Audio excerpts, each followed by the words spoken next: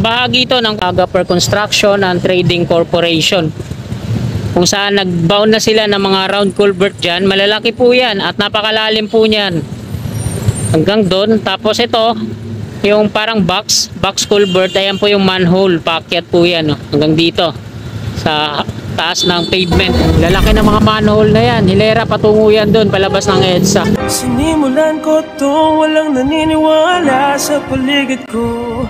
Ano?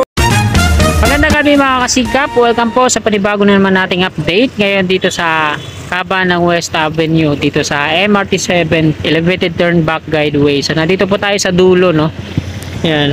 Diyan sa may kanto, padiretso kaliwa patungong QC, timog naman patungo dun sa unahan, at pakanan pa Espanya. So ito yung pinakadulo nyo, West Avenue.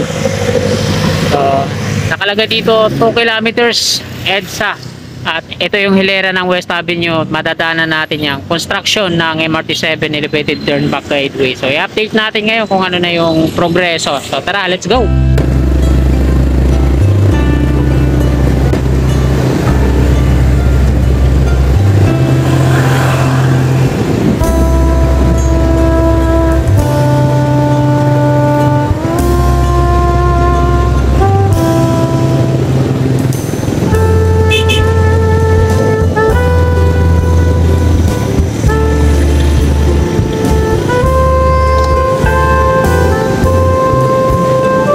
YY Street.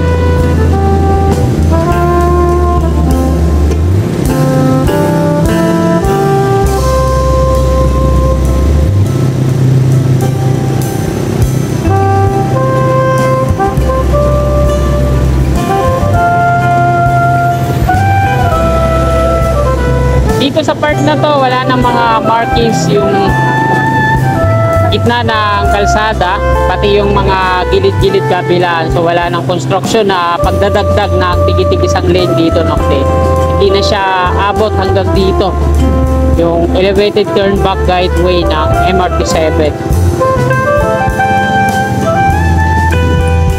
So nasa Examinery Street na po tayo, corner West Avenue. Ayan mga sikat, nandito po tayo sa mismong dulo ng construction. Ito po yung barracks ng Agaper Construction and Trading Corporation. Sila po yung gumagawa dito, no? Nagdaragdag ng tigitig isang lane dito sa west at dito naman sa east. At ngayon nga naglalagay din sila ng mga round culvert. Nagbabaon sila sa hanay na to patungo dun sa EDSA. Ito yung tarpaulin nila, Republic of the Philippines, Quezon City, Office of the City Mayor. So nakalagay dito sa completion date ng project na to ay May 13, 2024. Marso, Abril, Mayo. So 3 months na lang, ano? At matatapos na rin to. Dito sa west ay natapos na nila yung pagdaragdag ng tig-isang lane. Nandito na sila sa east patungong EDSA. At ito na nga yung kukunan natin na update.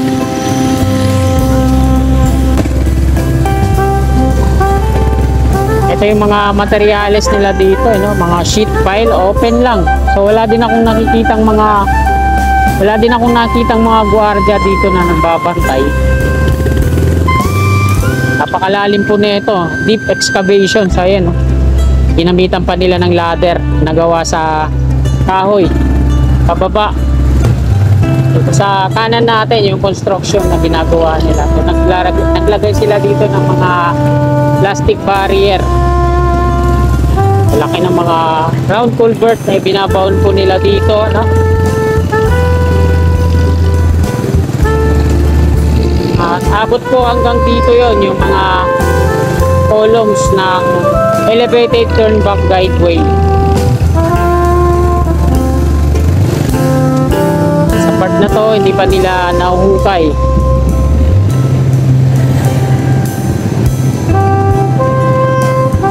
Off duty na pala yung mga workers, kaya wala na tayong ganong nakikitang nagtatrabaho. Excavator na ginagamit nila dito sa paghuhukay.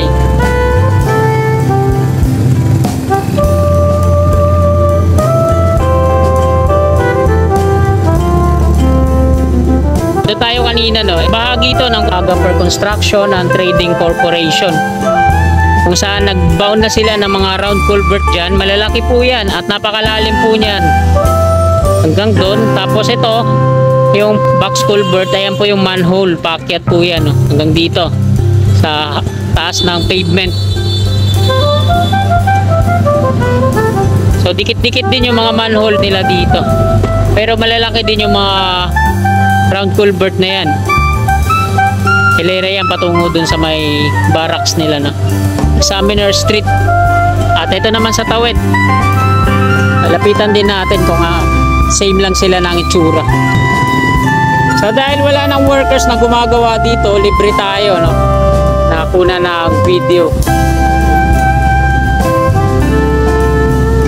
Lalaki ng mga manhole na yan. Hilera patungo yan doon, palabas ng EDSA.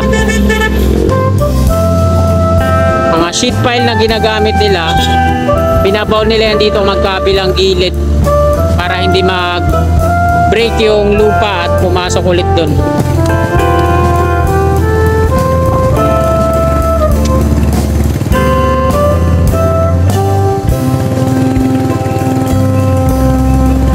Dito sa part na to, tapos na nilang lagyan ng mga manhole at ayan, tinambakan na ulit ang lupa.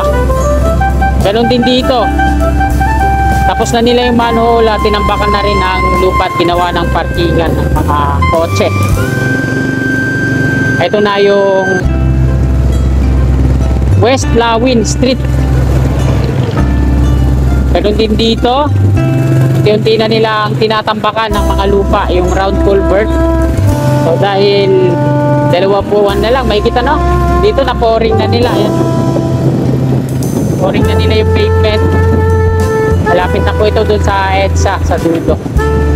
Ganun din dito, tapos na rin. Na pouring na nila. So yung dun na sa gilid yung ginagawa nila, yung isang lane.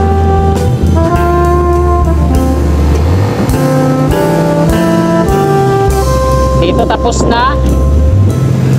At ito yung mga columns ng elevated turn back guideway. Ito yung nasa gitna. Na-drill na po nila yan nung nakaraan. Hinera patungo doon. Ito po yung ginawa nila. Kuha ko dati. Pagkatapos nila ang i-drill yan, mahukay. So tinambakan ulit nila. So, di ko alam kung ano yung ganitong style na construction. Kagaya din sa ginawa ng DMCI dun sa on-ramp patungong south sa Quirino Avenue to Top Roas Boulevard. Tapos nilang hukayin, nag-soil testing, tapos tinakpan ulit. Ang pagkakaiba lang kasi lupa yung doon. Ito, pouring yung pinangtakip.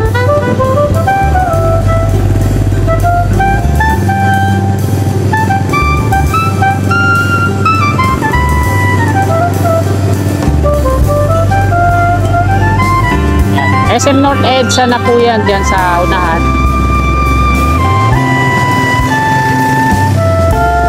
At dito pala sa dulo, ito sa pay part natin, sa harapan, 2 pala yung magiging column dito. Ayan, sa kabila, tapos ito. Ganon din dun sa tawid, 2 din yung sasalo. Ito na po yung Unified Grand Central Common Station.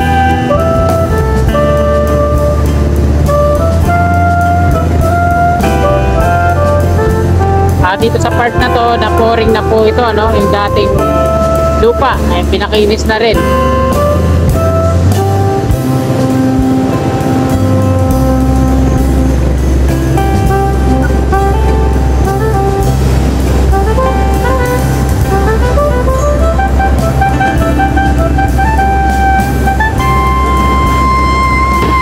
Dito na tayo sa EDSA southbound. Ayan yung MRT3.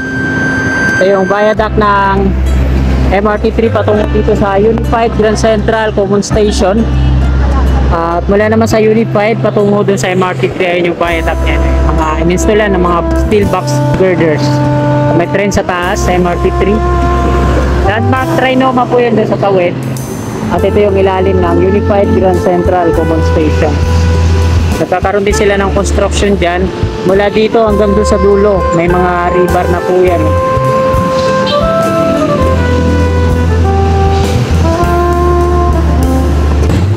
subukan po natin dito mag-U-turn.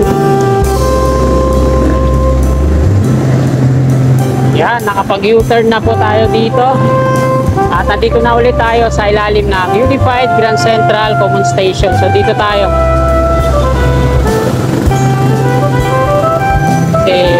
P2P bus yan dyan.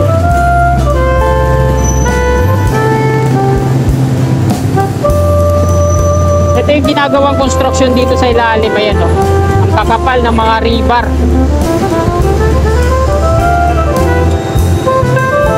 Hilera patungo yan doon sa unahan.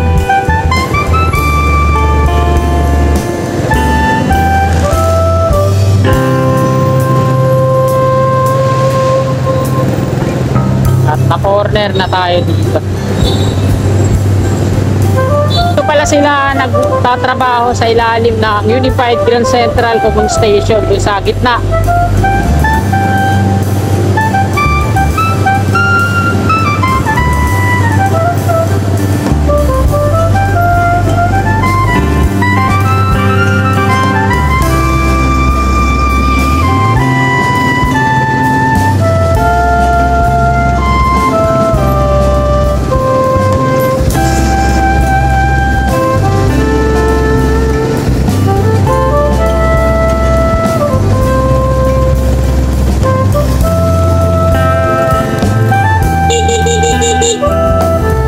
Mayroon pang steel box girders na nandito.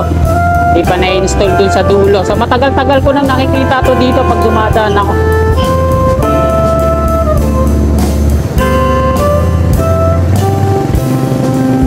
Entrance ng SM North EDSA. At ito naman yung bus bay.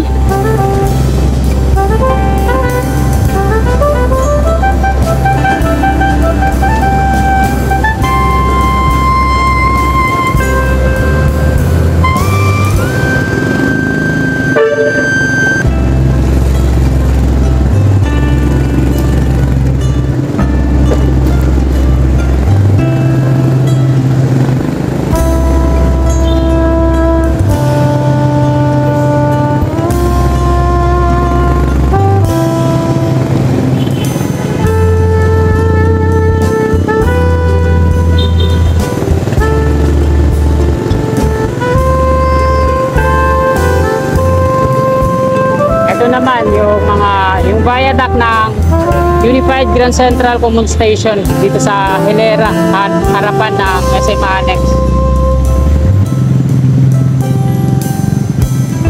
Pakaliwa siya dito sa LRT1, viaduct ng LRT1.